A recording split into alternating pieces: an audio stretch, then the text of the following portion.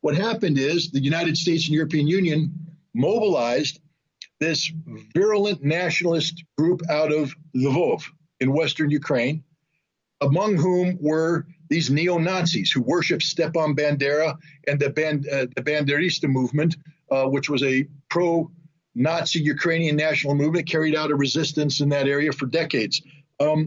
These guys came in and took over Maidan, violently overthrew the legitimate president of Ukraine, and then imposed themselves through force of violence into the Ukrainian body politic. To give you an example of how powerful they are, when Poroshenko, who was the president before Zelensky, negotiated the Minsk Accords in 2014, 2015, he agreed that all they had to do is give a special autonomous situation to their status to the Donetsk and Lugansk, and they would stay part of Ukraine.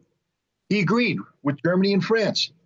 Then he came back, and the neo-Nazis said, you try to implement that, we'll kill you. Americans get upset with a bunch of rioters taking the capital and then leaving the same day.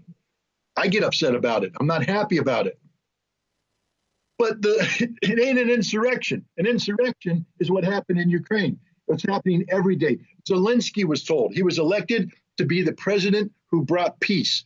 If you remember, Zelensky toured the front line because they were supposed to disarm. And he went up to the Azov battalion and he said, disarm. And they laughed at him, kicked him out. He said, I'm the president of Ukraine. They said, shut up, we'll slap you. He had to leave. And he was told, if you sign Minsk, we will hang you by the neck until dead.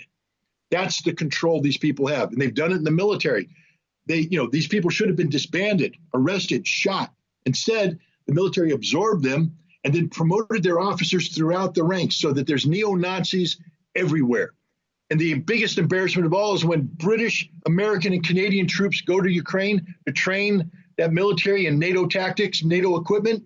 The photographs show that they're training the Azov battalion because those were the first units Ukrainian military brought forward for training. We trained Nazis.